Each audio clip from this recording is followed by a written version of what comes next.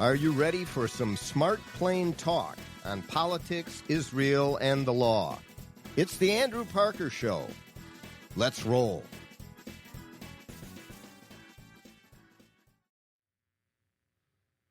Welcome to another episode of the Andrew Parker Show.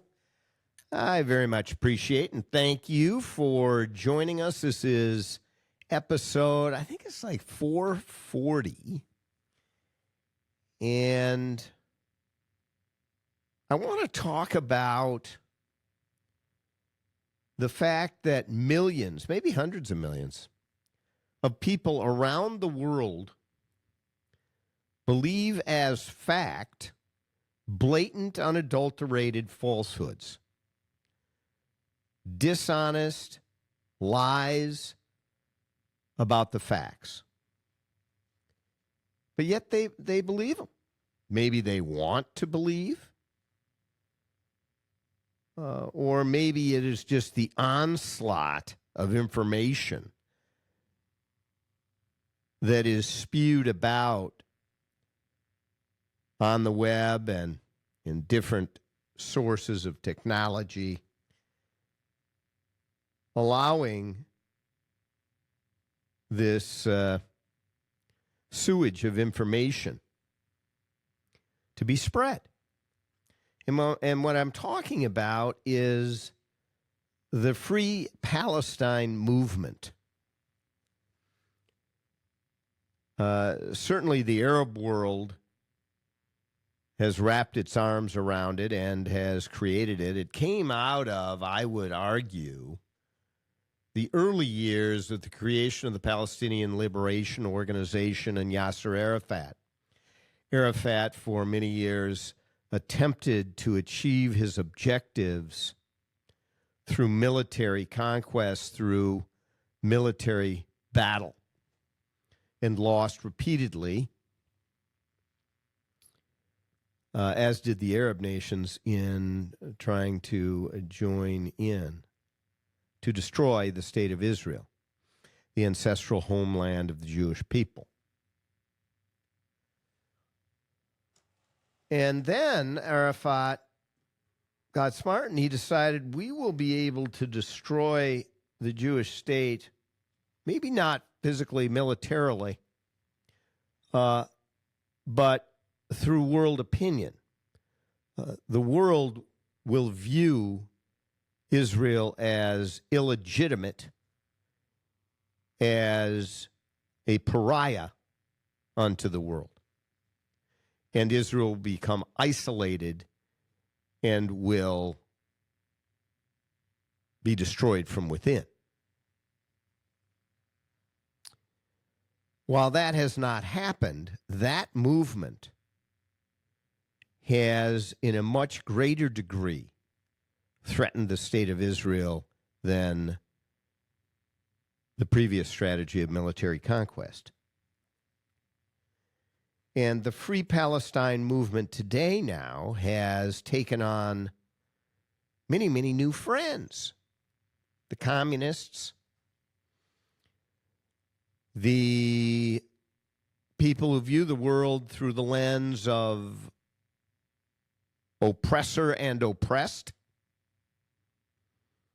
as if the Jewish people now suddenly are oppressors.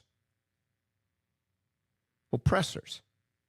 And people go, well, they are, they're strong. They've got this huge country with all these people. And, of course, they don't know that it is a little sliver of land with very few, relatively speaking, people.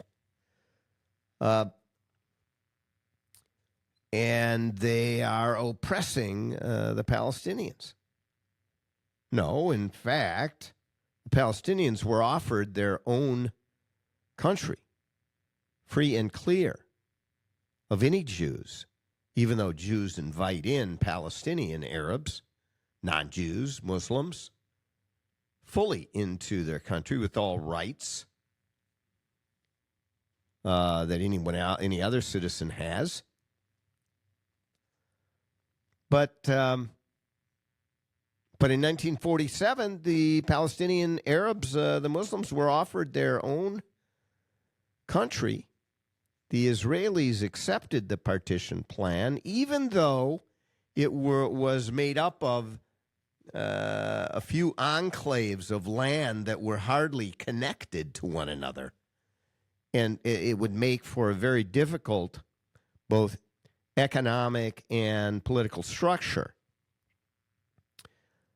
Nonetheless, they accepted it.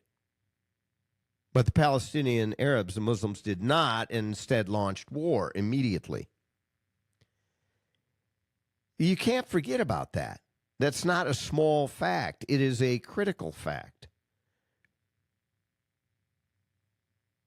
They want the destruction of the land of Israel, and they've shown it 5 times since when they have been offered even larger portions of land compared to the Partition Plan in 1947, and more contiguous portions of land as well.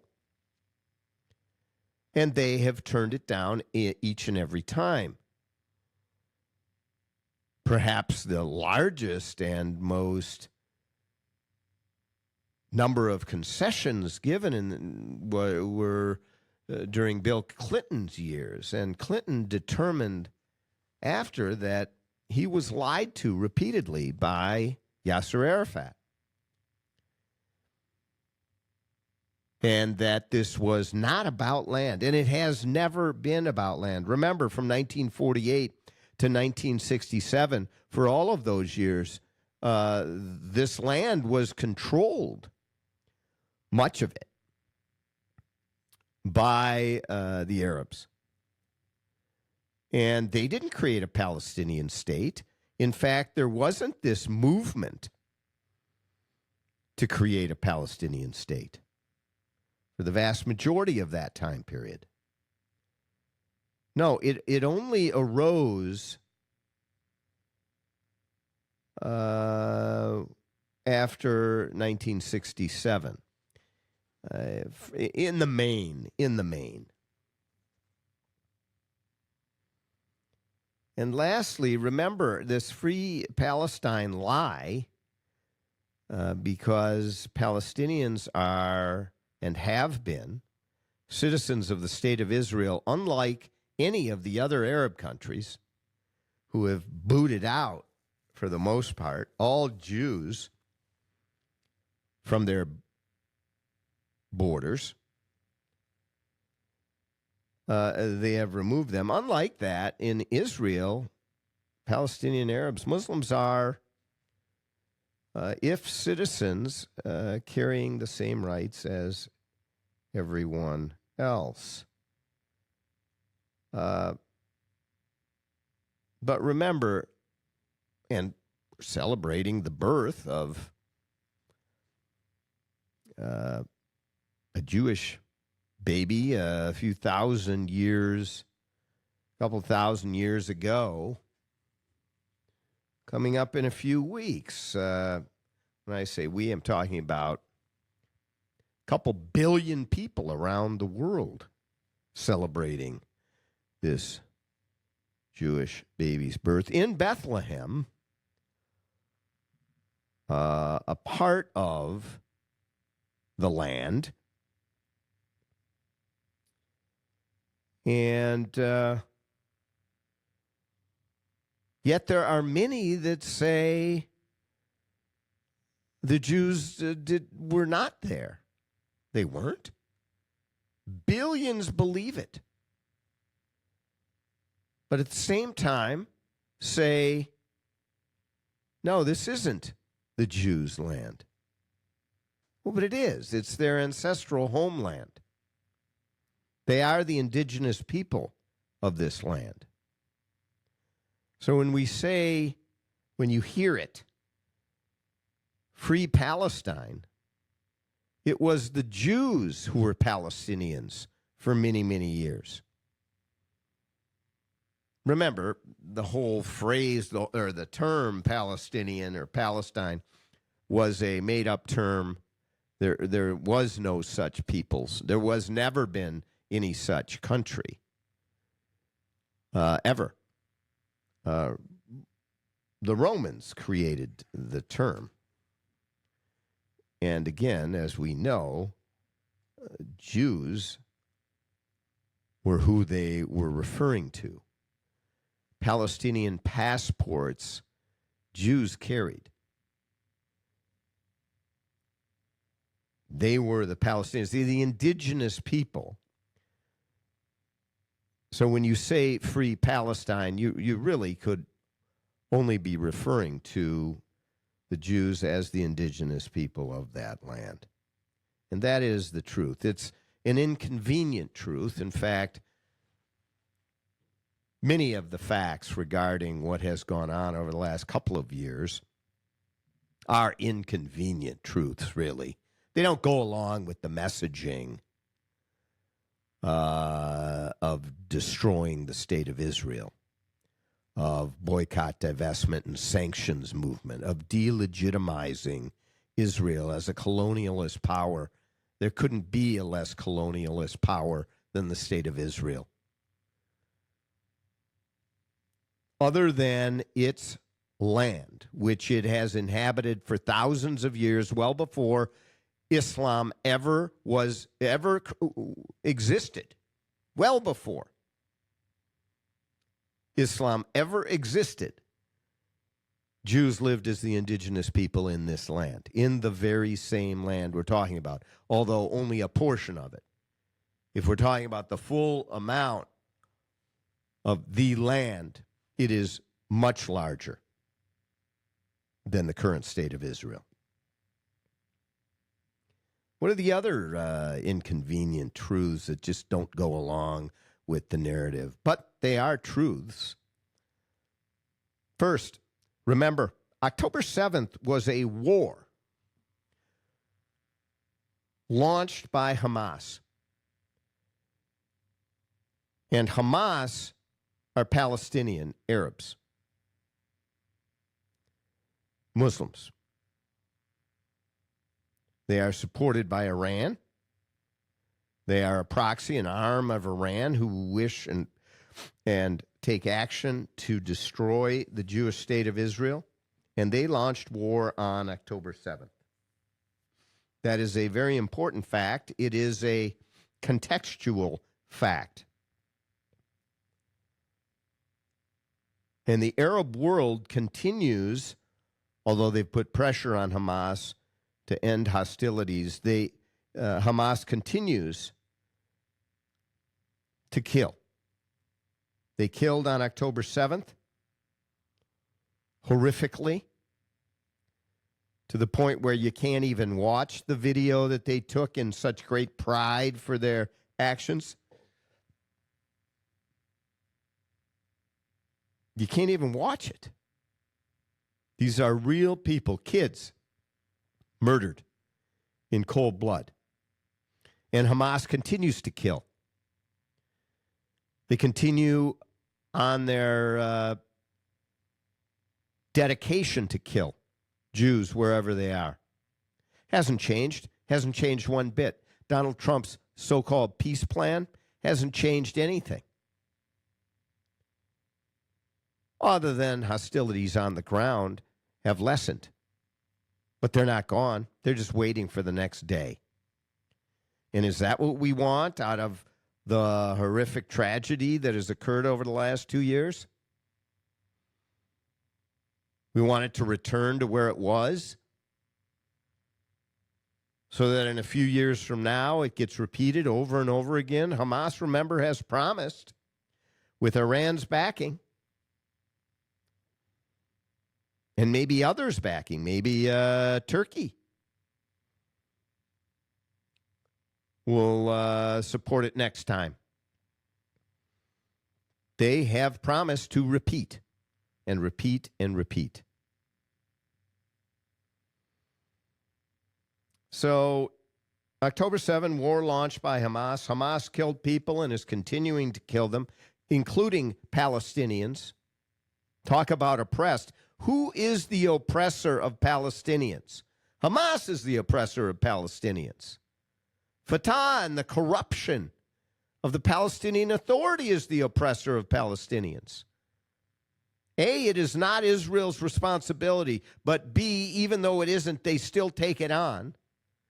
And they provide electricity, water, infrastructure, and they have been for years, years and years. I dare say no country in Western Europe would have done it, and the United States probably wouldn't have, against the arch enemy who carried out October 7th, or in support of them. Next inconvenient truth. Israel countered this launch of a war with extreme restraint. They could have wiped out all of Gaza, all the people in Gaza, easily and quickly, and many people would have said they had the very right to do it after what happened coming out of Gaza. They could have been far more indiscriminate. And how do we know this? The combatant-to-civilian ratio. It is accepted now that it is one of the lowest combatant or civilian-to-combatant death ratio in human warfare, in urban human warfare. And this is not just any urban area. This isn't one of the most densely populated anywhere. And it has hundreds of miles of tunnels underneath schools and mosques and hospitals and apartment buildings. And yet, the civilian to combatant ratio is one of the lowest in human history. How is that possible if there were a genocide going on? Because there was no genocide going on. It is a blatant falsehood. It is not even being repeated as much as it used to be. These people in the street lie. They repeat it so often, though, you think, well, there's got to be some truth to it. And there are many good-hearted people, intelligent people, who think that way. Well, there must be something to it. There is nothing to it. Zero. Nothing.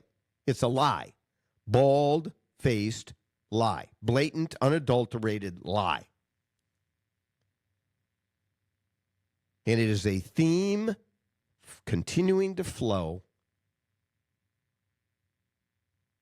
from the strategy of Yasser Arafat to delegitimize the state of Israel. And the Western Europeans lap it up. They support it. They go after it. Oh, we got to reward Palestinians with pushing, now recognizing a Palestinian state.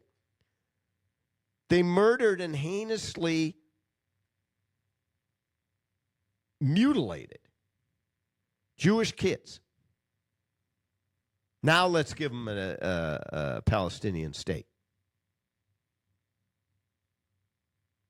so that they can launch more terror attacks. They haven't changed one iota. They haven't changed their call for the death of Jews. But let's give them a Palestinian state nonetheless. No, there's no genocide under any definition of the term. And now, a word from our sponsors. Are you a business owner? Are you losing sleep because you feel your partner isn't carrying their weight, or because you no longer share the same vision or values?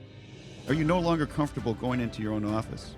Are you walking on eggshells in the company you built? This is Chris Daniels, founding partner of Parker Daniels Keyboard LLC, a premier litigation law firm headquartered in downtown Minneapolis. For more than 30 years, I've specialized in business litigation and have helped hundreds of business owners resolve troubling business disputes.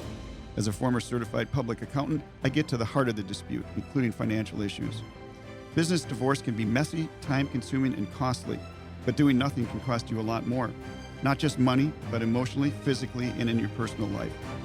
If you and your business partner no longer see eye to eye and you're eager to take a proactive approach and make a change, please call me at 612-355-4100 and schedule a consultation. Or visit our website at www.parkerdk.com. Looking to reduce your tax liability and grow your portfolio? Consider Texas-based Texacoma Resources. They have been delivering results for over 40 years in energy investments. Investors may benefit with strategic advantages like depreciation, depletion, and drilling, but should consult their tax advisors for their specific situation. Call True North Investment at 612-968-3442 to learn more. That's True North Investment, 612-968-3442. Texacoma Energy that works for you.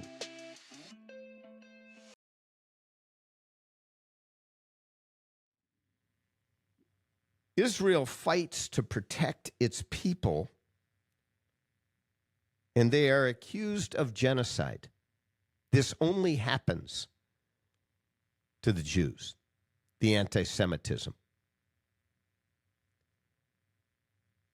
If this were the Ku Klux Klan attacking blacks, what would the world response be? What would the response be in the United States, in the halls of Congress? Boy, what a different response we have because it's the Jews and Hamas, those who openly call for the annihilation of the Jewish people and the state of Israel. It is written in their constitution, a document that has been called out, and they have not changed. They have specifically, explicitly decided not to change. Another inconvenient truth: this war, brought on by Hamas and the terrorists connected to Hamas around the world, and you could list them, and by the way, they're all Muslim. I am not going to shy away from saying it. They happen to all be Muslim, the terror groups connected. And they've got many acronyms for who they are. You've heard them from ISIS to Hezbollah to Hamas to the Houthis to the Islamic Jihad to the People's Front. There are many, many more. And they've been carrying out terrorism around the world for decades, killing innocents for decades. And the horrific acts of October 7th were just the crescendo.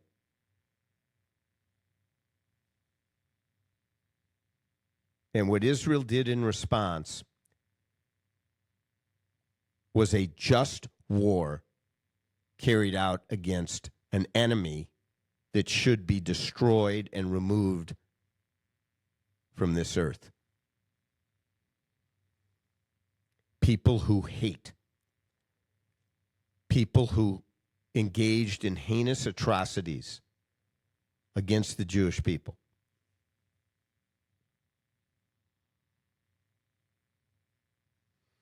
People who, if they controlled a country, women, lesbians, gays, the entire community would be destroyed and second-class citizens at least.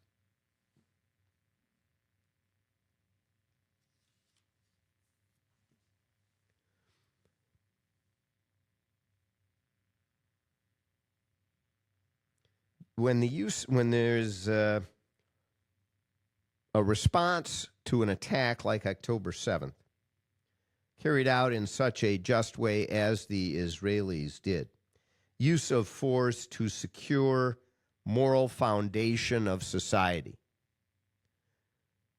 to save Judeo-Christian values at the point of the spear, we should be cheering it. We should be fully supporting it.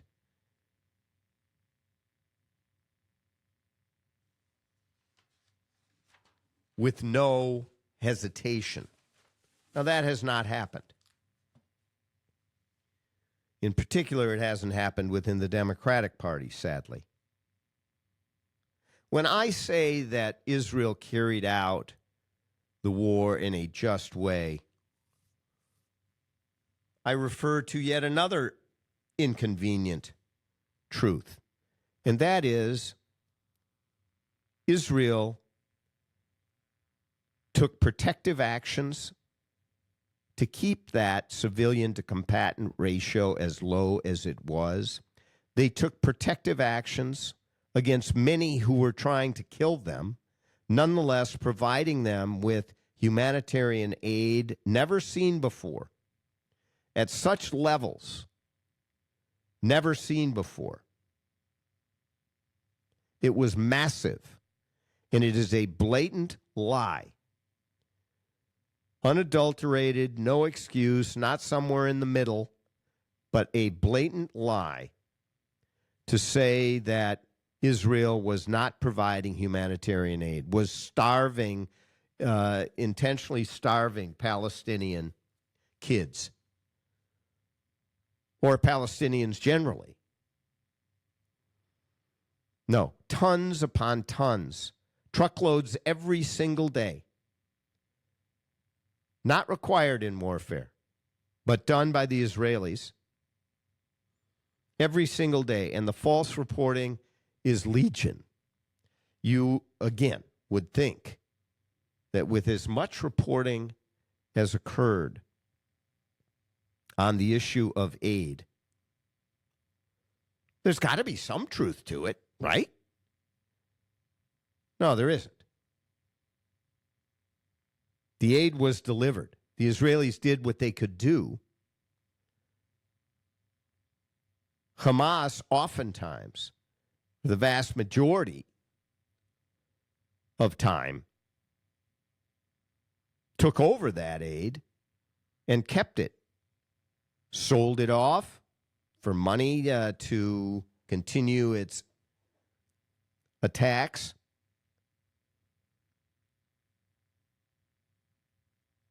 But kept it from the people, from who it was intended for.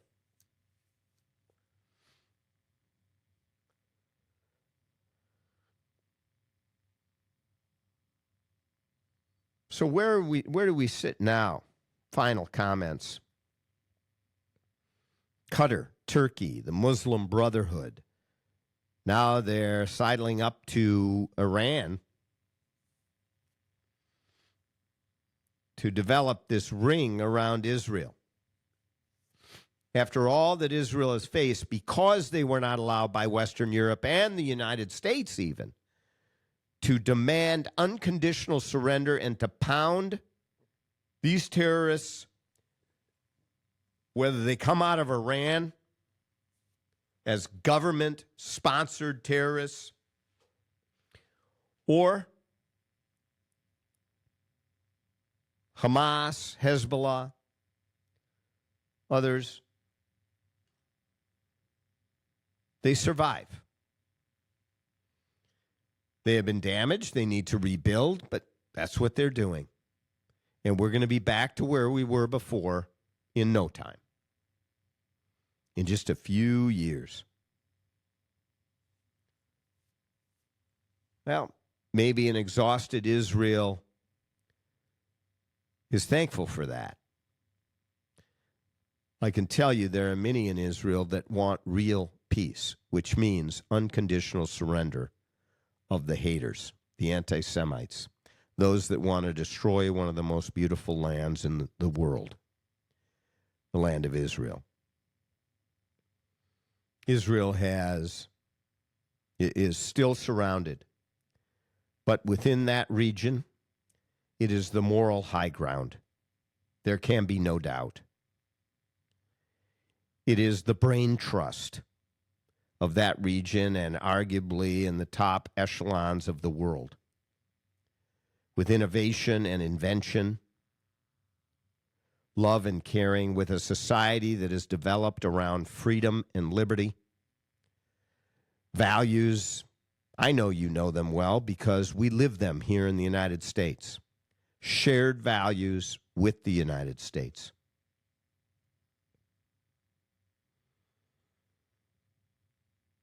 and at the point of the spear of fighting the same enemies of the United States. The Jewish people are not going anywhere. And the world would be a lot safer and a lot more enjoyable if Western Europe and the United States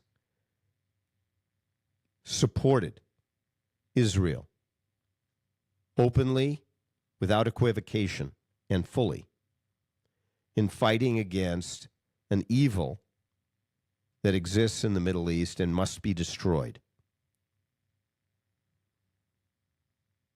And Muslims around the world internally must shift and demand change within their ranks. Yes, we needed unconditional surrender. It did not occur. It should have been a we win, you lose statement. And until that existed, the battle should have continued. Yes, it would have been difficult. But I dare say down the trail, it's going to be even more difficult.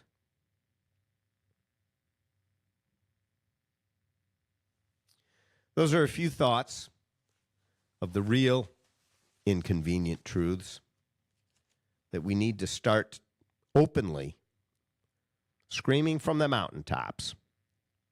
Yes. Talking openly and honestly with our fellow. That's it for this episode of the Andrew Parker Show. Go to parkerdk.com, parkerdk.com, a often referred to as award-winning website. Parker Daniels Keyboard, premier litigation law firm, downtown Minneapolis, and a sponsor of the Andrew Parker Show. True North Investments, also a sponsor of the show. And go to theandrewparkershow.com. That is theandrewparkershow.com. And follow us. Like the show and subscribe. And you will immediately get each episode when they drop. We have some great guests coming up. I'm very excited about it. Melanie Phillips, within the next month, will be on the Andrew Parker Show. Brilliant author, activist in support of the State of Israel. Melanie Phillips. She fought against the defamation, Holocaust denial that occurred in, I believe, Great Britain. And we're going to talk about Melanie and talk with Melanie about anti-Semitism and what she is seeing in Europe coming up on a show in the not too distant future. In addition, Rich Goldberg will be returning to the show, a Middle East expert out of Washington, D.C., talking about Iran and the newly shaped allegiances and strengths in the Middle East, and whether, in fact, things are better or worse for the State of Israel in light of who they are currently and newly now surrounded by. That's it for this episode. And until next time, be kind to your neighbor.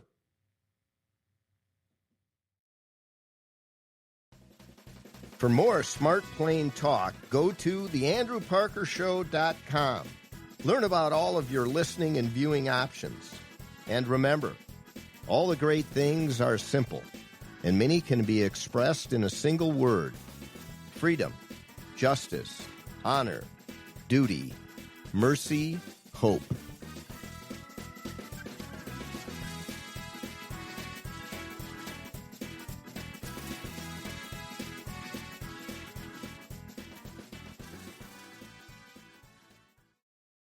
This episode of The Andrew Parker Show is sponsored by Parker Daniels Keyboard and True North Private Investments. Mark Twain once quipped, "A lie can travel halfway around the world while the truth is still putting on its shoes." When you are lied about and it spreads, the resulting mayhem and destruction can be, and often is, disastrous. Hi, this is Andrew Parker, co-founder of the Parker Daniels Keyboard Law Firm. I recently handled a high-profile defamation lawsuit on behalf of a luxury home real estate agent whose business was decimated by falsehoods spread about him. After nearly 2 years of litigation and 2 weeks of trial, the jury came back with a verdict of more than $2 million for our client. Parker Daniels Keyboard. We litigate cases, we try cases, and we win cases. With a record of excellence in achieving extraordinary results, Parker Daniels Keyboard lawyers have consistently won huge verdicts for its clients in the areas of defamation, civil rights violations, regulatory battles, and intellectual property theft. For wise counsel and winning results, contact us at Parker Daniels Keyboard, premier law firm in downtown Minneapolis. Looking to reduce your tax liability and grow your portfolio? Consider Texas-based Texacoma Resources. They have been delivering results for over 40 years in energy investments. Investors may benefit with strategic advantages like depreciation, depletion, and drilling, but should consult their tax advisors for their specific situation. Call True North Investment at 612-968-3442 to learn more. That's True North Investment, 612-968-3442. Texacoma Energy that works for you.